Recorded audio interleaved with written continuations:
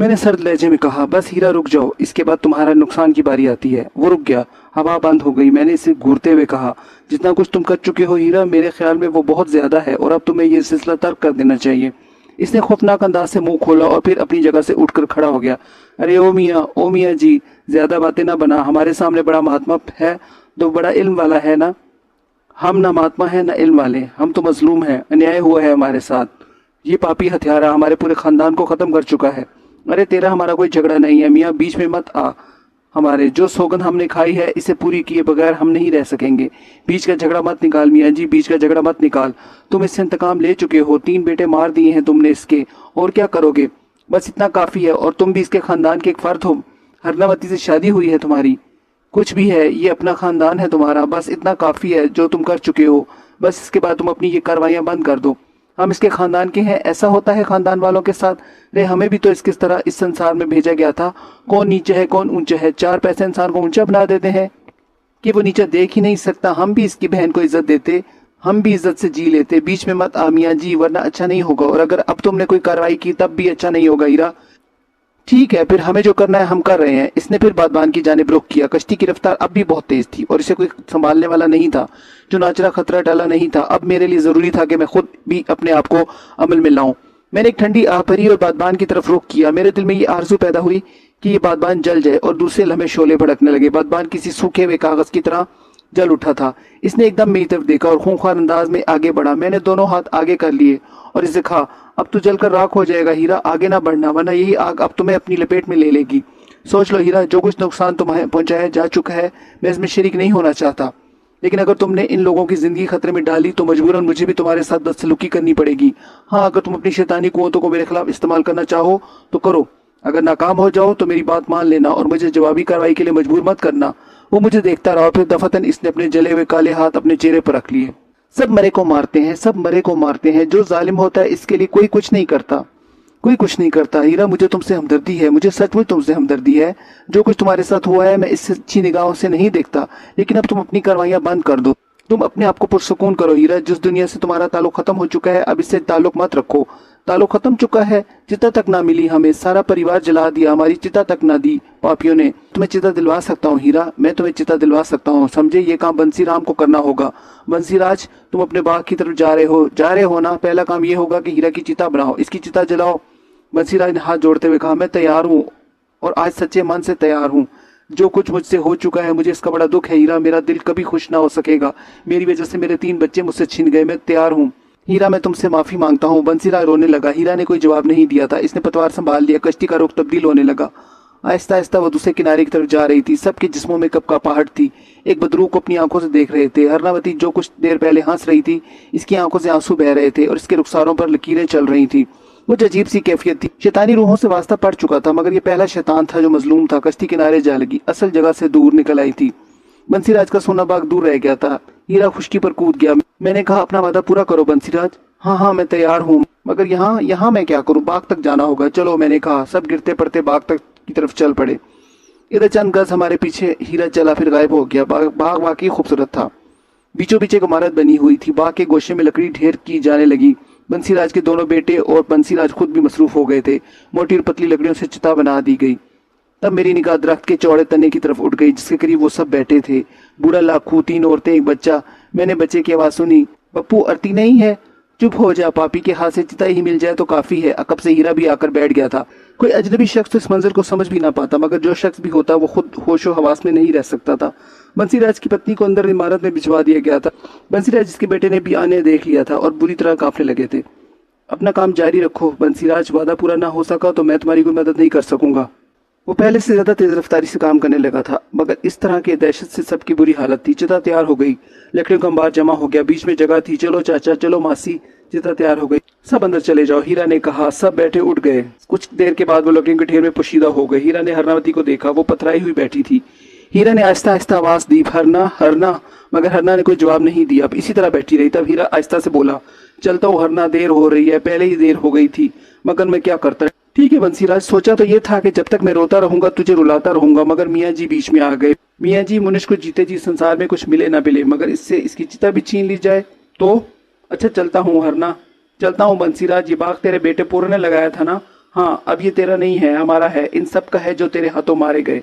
इसके एक एक पेड़ पर अब कोई फल ना लगेगा, सब सूख जाएंगे। तू जब भी नीमा से गुजरेगा इसे देखेगा और तुझे अपना किया हुआ याद आ जाएगा। देख, पत्ते सूखने लगे हैं, शाख सूखने लगी है, सारी आत्माएं पहुंच गई हैं। हम सब यहाँ रहेंगे। मना कर देना अपने लोगों को कभी इधर से ना गुजरे, नहीं तो हमें सब कुछ याद आ जाएगा। तेरे परिवार का कोई इधर से गुजरा तो जीता ना जाएगा। वो मंदिर मैंने भी देखा, दरख्त पत्तों से खाली होते जा रहे थे, हरा भरा खेत मिनटों में सूख गया था। हीरा ने आखिरी नजर हरनावती पर डाली और फिर चिता की तरफ चल पड़ा। अपना काम करो बंसीराज। बंसीराज कपकपाते कदमों से आगे बढ़ा, जेब से माचिस निकाली और सूखी लकड़ियों को आग लगा दी। आहिस्ता आहिस्ता आग भड़कने लगी और फिर लकड़ियों का ढेर जहन्नुम बन गया। शोले आसमान से बातें करने लगे। चलो विनोद, चलो राजेश, अपनी माता जी को संभालो, चले यहाँ से। हरना उठो बेटी। मैं कहाँ जाऊंगी भैया जी, ये मेरा ससुराल है। मैके में बहुत रह लिया, अब तो ससुराल में रहने दो भैया जी। कोई खेल नहीं था, मैं हीरा की पत्नी थी। विदाई तुमने ना की तो सती भी ना होने दोगे क्या? अरे, वो अपनी जगह से उठ गई। हरना, हरना तू नहीं, नहीं मेरी बेटी, जाओ भैया। माता पिता होते तो वो ना करते जो तुमने किया, वो जहेज में आग ना देते भैया जी। इसने कहा और चिता की तरफ बढ़ गई। अरे अरे विनोद, राजेश, पकड़ो पकड़ो, अरे अरे। बंसीराज चीखा। बंसीराज के दोनों बेटे हरनावती की तरफ लपके, मगर वो दौड़ती हुई आग में दाखिल हो गई। ऐसी होलनाक आग में किसी के दाखिल हो जाने का तस्वुर भी नहीं किया जा सकता था, मगर मैंने ये मंजर भी देखा। ये ऐसा था कि मैं खुद भी कुछ नहीं कर सकता था। इंसानी गोश्त के जलने की चिरांद उठी और मादूम हो गई। भड़कती आग आन की आग में हरनावती को चट कर गई। बंसीराज बिलक बिलक कर रो रहा था। हरनावती सती हो गई, मेरी हरना सरती हो गई। हाय, मेरी छोटी सी भूल ने मुझे कितनों से दूर कर दिया। दोष मेरा भी नहीं था, ये ऊंच नीच का फर्क मुझे सिखाया गया था। भगवान के बनाए सारे एक जैसे होते हैं, ये हम ही पापी हैं जो इनमें फर्क कर देते। मेरी बहन जल मरी महाराज, मेरी बहन जल मरी। वो रोता रहा, मैं खामोश खड़ा था। फिर जैसे कुछ ख्याल आया, इसने गला फाड़ फाड़ कर राजेश और विनोद को देखा। इन्हें आवाज दी। दोनों करीब पहुंचे तो बंसीराज ने इन्हें सीने से लगा लिया। तुम बच गए महाराज, महाराज आपने मेरे बच्चों को बचा लिया। वो मेरे पैरों पर गिरने लगा तो मैं पीछे हट गया। नहीं बंसीराज, मेरे मजहब में ये हराम है, ऐसा ना करो। आपने हम पर बहुत बड़ा एहसान किया है महाराज। मैंने कुछ नहीं किया, जो कुछ करता है अल्लाह ताला करता है। वो किसी को जरिया बना देता है, मैं जरिया बना तो मैंने तुम्हारे गुनाहों की सजा मिलनी थी। मैं तुम्हें बता चुका हूँ, तुम्हारे जितने बच्चे दुनिया से गए इन्हें इसी उम्र में जाना था। ऐसा ना होता तो कुछ और होता, मगर ये तुम्हारे लिए सजा थी। हो सके तो इंसान से मोहब्बत करना सीखो। बंसीराज, इसी में निजात है। मैं अपने पापों का प्रायश्चित करूंगा महाराज। चलिए वापस चलिए, हमारा काम हो गया बंसीराज। अब तुम कश्ती में बैठकर वापस जाओ, मेरी मंजिल कहीं और है। नहीं नहीं महाराज, अब तो मेरे बाग में फूल खिले हैं, हम आपकी सेवा करेंगे, ऐसे ना जाने देंगे आपको महाराज। नहीं बंसीराज, बस अब तुम जाओ। मैंने कहा वो बहुत कुछ कहता रहा, मगर मैं तैयार नहीं हुआ। मासूम लोगों की आबादी थी, ये वाकया मशहूर होगा, लोग अपने अपने मसाइल लेकर दौड़ पड़ेंगे, पूजा शुरू कर देंगे मेरी। पहले ही अंदाजा हो गया था कि ये सब कुछ मुनासिब नहीं था। बड़ी मुश्किल से बंसीराज को राजी कर सका था। हमसे कुछ भी ना लोगे महाराज? वो बोला, जो कुछ मुझे देना चाहते हो वो खामोशी से मौलवी हमीदुल्लाह को दे देना। इनकी दो जवान बेटियां हैं, गरीब और मुफलिस इंसान हैं, इनकी बेटी की शादी का बोझ बांट लेना। समझो मुझे सब कुछ मिल जाएगा। भगवान की सौगंध आपसे वादा करता हूँ, अपने हाथों से इनका ब्याह करूंगा, सारा खर्चा उठाऊंगा इनका। इन्हें मेरा सलाम कह देना। मैं वहां से आगे बढ़ गया। जो कुछ हुआ था खूब हुआ था। बहुत से मनाजिर हैरान कुन थे। अचानक हरा बाग सूख गया था, किसी दरख्त पर एक पत्ता नजर नहीं आ रहा था। ये मजलूम रूहों का इंतकाम था। न जाने ये रास्ता किस तरफ जाता है, कुछ पूछा नहीं था बंसीराज से, मगर क्या फर्क पड़ता है। चुनाचा चलता रहा। मुझे एक टूटा फूटा खंडर नजर आया। आबादी इसके अतराफ में भी नहीं थी, बल्कि दूर दूर तक नहीं थी। यूं ही कदम इस खंडर की जानिब उठ गए। न जाने कौन सी जगह है, कभी यहाँ भी कुछ होगा। अब कुछ नहीं था। लाल रंग की ईंटों के ढेर इधर उधर बिखरे हुए थे। बहुत सी जगह साफ थी। करीब पहुंचकर अंदाजा हुआ कि मस्जिद जैसी कोई जगह है और यकीनी तौर पर इंसानों के इस्तेमाल में रहती है। दरख्त उगे हुए थे और एक वसी और इस चबूतरे पर दरख्तों के बेशुमार सूखे पत्ते उड़ते फिर रहे थे और इनसे सरसराहटें उभर रही थीं। सामने मेंबर बना हुआ था, इसके किनारे चरखी लगी हुई थी और चरखी पर रस्सी लटकी हुई नजर आ रही थी। दिल में कुछ ख्यालात जागे। कुएं के नजदीक पहुंचा, झुककर कुएं में झांकने लगा। अंधेरे के सिवा कुछ नहीं था। डोल पानी में डाला और इसके बाद थोड़ा सा पानी निकाल दिया। सामने एक ऐसी जगह बनी हुई थी जहां नमाजियों को पानी की जरूरत होती है। मिट्टी के लोटे कतार से रखे हुए थे। बस जी में समा गई। बहुत सा पानी निकाला और इस जगह को भर दिया। लोटे धोकर करीने से रखे और इसके बाद सहन मस्जिद की जानिब मुतवज्जह हो गया था। झाड़ू मौजूद नहीं था। बड़े बड़े तिनके समेटे और इन्हें अपनी कमीज के दामन से एक दर्जी फाड़कर बांधा। फिर सहन मस्जिद में से सूखे हुए पत्ते साफ करने में मसरूफ हो गया और इस काम में सूरज बिल्कुल छुप गया। मस्जिद का फर्श बिल्कुल साफ हो चुका था। पत्ते समेट कर एक जगह जमा कर दिए थे। कुछ ऐसा सुकून मिला इस काम में कि ज़हन बट गया। फिर मस्जिद की छत की बुलंदियों से अल्लाह अकबर की सदा उभरी और पहली ही आवाज़ पर मुंह हैरत से खुल गया। मैंने किसी को मस्जिद की जानिब आते हुए नहीं देखा था। वैसे भी कई घंटे गुजर चुके थे। अगर मुअज्जिन मस्जिद ही के किसी हिस्से में रहता होगा तो कम से कम मुझे इसकी आहटें तो सुनाई देनी चाहिए थी। اذان کہی گئی لیکن اس کے بعد بھی میں دیر تک مؤذن کی بلندی سے اترنے کا انتظار کرتا رہا، لیکن مؤذن کے قدموں کی چاپ نہ سنائی دی۔ تب میں خود اس جگہ آ کر بیٹھ گیا جہاں وضو کیا جاتا ہے۔ وضو کیا اور ابھی وضو سے فراغت ہی ہوئی تھی کہ مجھے انسانوں کے بولنے کی آواز سنائی دی۔ پھر میں نے نمازیوں کو چبوترے پر چڑھ کر آتے ہوئے دیکھا اور اطمینان ہو گیا کہ جو کچھ میں نے کیا وہ میرا مناسب فرض تھا۔ صف درست ہونے لگی، لوگ بیٹھ گئے، وہ آپس میں مدم گفتگو کر رہے تھے۔ میں نے سوچا کہ نماز کے بعد کسی سے قریب کی بستی کے بارے میں پوچھوں گا، اگر بستی زیادہ دور نہیں ہوئی تو وہیں چلا جاؤں گا۔ کچھ دیر کے بعد نماز شروع ہوئی، نماز سے فراغت ہوئی اور نمازی واپس جانے لگے۔ میں کسی ایسے شخص کی تلاش کرنے لگا جس سے بستی کے بارے میں معلوم کر سکوں۔ اسی وقت عقب سے آواز ابری، مسعود میاں۔ میرا دل اچھل کر حلق میں آ گیا۔ یہاں کون ہے جو میرا شناسا ہے، مجھے مخاطب کر رہا ہے؟ اس نے اشارے سے مجھے قریب بلایا اور میں آگے بڑھ کر اس کے پاس پہنچ گیا۔ انہیں متوجہ نہ کرو، بزرگ نے کہا۔ میں نے کہنا چاہا اور انہوں نے ہاتھ اٹھا کر مجھے روک دیا۔ ہاں علم ہے، لیکن آبادی بہت دور ہے۔ جی، میں ششدر رہ گیا۔ میں نے زبان سے پوری بات بھی نہیں ادا کی تھی کہ وہ سمجھ گئے تھے۔ نمازیوں کو چلا جانے دو، پھر بات کریں گے۔ ادھر آ جاؤ، اس نے اشارہ کیا اور میں ان کے پیچھے چلنے لگا۔ وہ مجھے مسجد کے گوشے میں لے گئے۔ یہاں پتھروں کی ایک صاف ستھری چوکی نظر آئی۔ انہوں نے مجھے بیٹھنے کا اشارہ کیا اور میں پتھر کی سل پر بیٹھ گیا۔ بزرگ میرے سامنے بیٹھ گئے، پھر بولے، ہمارا نام جلال حسین ہے، آپ مجھے جانتے ہیں؟ میں نے کہا، ہاں جانتے ہیں، مگر میں پہلے تو آپ سے نہیں ملا۔ بہت سے لوگوں سے نہیں ملتے، پھر آپ مجھے کیسے جانتے ہیں؟ میاں یہ بات ہمارے سینے میں رہنے دو، بہتر ہے، میں نے ادب سے کہا۔ پھر اچانک مجھے خیال آیا۔ میں نے کہا، آپ نے فرمایا تھا کہ آبادی بہت دور ہے انسانوں کی، یہاں سے 60-70 کوس ہے، مگر یہ نمازی، یہ دوسرے بندہ خدا ہیں۔ چلو کھانا کھا لو۔ کھانا کھا گیا۔ جلال حسین نے 2 آدمیوں کو دیکھ کر کہا جو ہاتھوں میں سینی اٹھائے قریب آ گئے تھے۔ ایک نے کپڑے کا دسترخوان بچھایا اور دوسرے نے سینی اس پر رکھ دی۔ پانی کا کٹورا سرائی بھی قریب رکھ دی گئی۔ سینی سے بھاپ اٹھ رہی تھی اور اس بھاپ کے ساتھ چاول کی خوشبو شامل تھی۔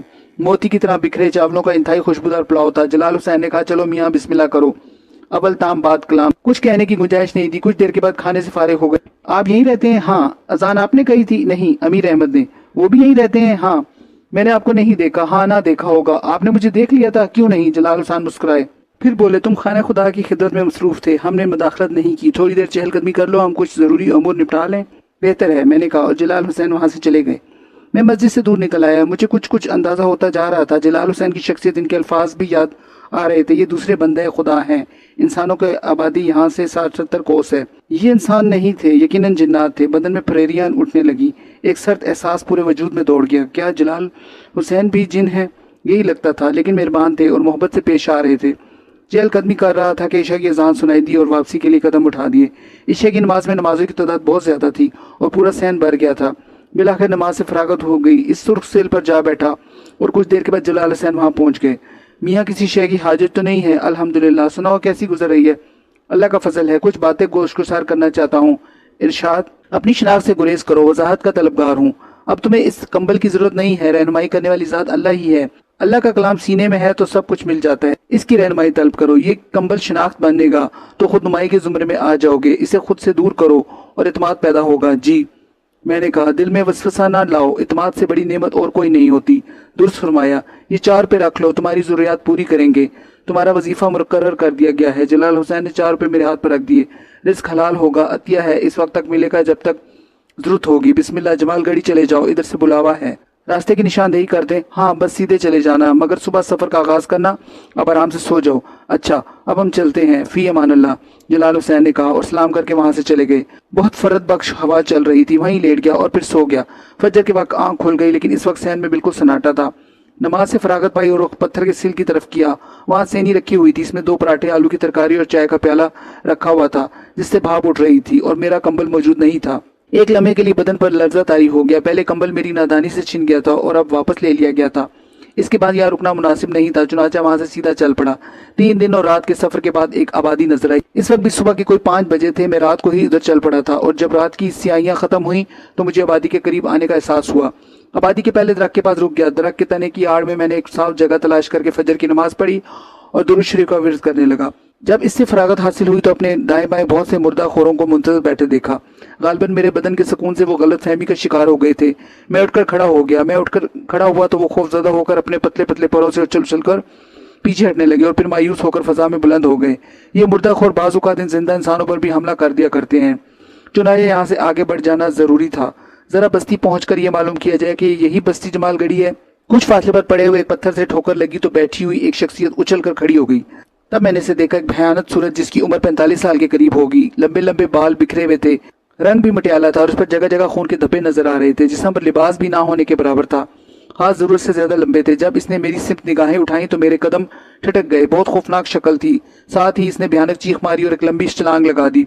मैं शशदर रह गया। वो दौड़ती हुई कुछ फासले पर बाजरे के खेतों में जा घुसी। चंद लम्हे अपनी जगह साकित खड़ा रहा, फिर गैर इख्तियारी तौर पर इस तरफ निगाह उठ गई जहाँ वो बैठी हुई थी।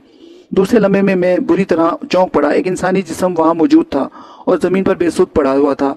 दौड़ता वहां पहुंचा और खौफ से उछल पड़ा। 9 या 10 साल बच्चे का जिस्म था, जिसका फटा हुआ लिबास इससे चंद कदम के फासले पर पड़ा हुआ था। इसका सीना चाक था और इसके जिस्म की आलाइश कुर्ब जवार में बिखरी हुई थी। जगह जगह जमीन पर खून नजर आ रहा था। इसके सीने पर जो कैफियत नजर आ रही थी, इसे देखकर सोचा भी नहीं जा सकता था कि इसमें जिंदगी हो सकती है। मैं बच्चे के करीब बैठ गया। इसकी मुड़ी हुई गर्दन सीधी की, मासूम शक्ल का बच्चा था जिससे इस वहशी औरत ने अपनी दरिंदगी का शिकार बनाया था। लेकिन क्यों? एक इतने मासूम बच्चे से इस औरत की क्या दुश्मनी थी? समझ में नहीं आया क्या करूं, लेकिन फर्ज था कि बस्ती वालों को फौरन ही इस हादसे की खबर दूं। ये खदशा भी था कि अभी चंद लम्हात में मुर्दा खोर आ जाएंगे और उसकी लाश को नोचना शुरू कर देंगे। कुछ समझ में नहीं आ रहा था। लाश की बिखरी हुई लाश को जमा करना भी एक मुश्किल काम था। इसके अलावा कोई तदबीर ना बनी कि बस्ती की जानिब दौड़ूं। सो मैं दौड़ने लगा। ज्यादा फासले पर नहीं पहुंचा था कि परेशान हाल इंसान नजर आए। हाथों में लाठियां थी और चेहरों पर हवाइयां उड़ी हुई थी। मैंने जोर जोर से इन्हें पुकारा, सुनो भाई, मेरी बात सुनो। वो जल्दी से मेरे करीब आ गए। वहां इस तरफ झाड़ी में एक बच्चे की लाश पड़ी है, जिसका जिस्म उधेड़ दिया गया है। क्या? इनमें इस शख्स ने फटी फटी आवाज में कहा, और शायद इसे गश आ गया। इसने लाठी जमीन पर टेक कर अपना सर से लगा दी। दूसरे ने इसका बाजू थाम कर मुझसे पूछा, किधर? कहाँ? आओ मैं तुम्हें ले चलूं। जनक राम, खुद को संभाल भाई और जरा चलने, हिम्मत कर। जिस शख्स को जनक राम के नाम से पुकारा गया था, इसकी आंखों से आंसू की बरसात हो रही थी। फिर बोला, वही हो गया जिसका अंदेशा था। मेरा भाई तो बेमौत मारा जाएगा। उजड़ गया, ये घर बर्बाद हो गया। हाय, कैसे देखूं मैं अपने भतीजे की लाश? हिम्मत कर जनक राम, इधर चले तो सही। दूसरे आदमी ने कहा। फिर मेरी तरफ देखकर बोला, चलो भाई, जरा बताओ हमें वो जगह। यहाँ मुर्दाखोर भी है, मैं दौड़ता हुआ जाता हूँ, तुम मेरे पीछे पीछे आ जाओ। कहीं मुर्दाखोर बच्चे की लाश को खराब ना करें। वैसे भी लाश बहुत खराब हो चुकी है, मैंने कहा और वापस दौड़ लगा दी। वो दोनों भी मेरे पीछे पीछे आ रहे थे। मेरा ख्याल दुरुस्त था। गिद्ध बुलंदी पर मंडलाने लगे थे। जनक राम ने बच्चे का चेहरा देखा और धाड़े मार मार कर रोने लगा। दूसरा इसे समझा रहा था, हिम्मत कर जनक राम, तू सोच रघबीर भैया का क्या हाल होगा, भाभी कैसे जिएगी? बड़ी मुसीबत आ पड़ी है ये तो। अरे लुट गए हम तो हीरा भैया, अरे जीवन बर्बाद हो गया हमारा। मेरा काशी, मेरा प्रकाश। जनक राम रोता हुआ लाश से लिपट गया।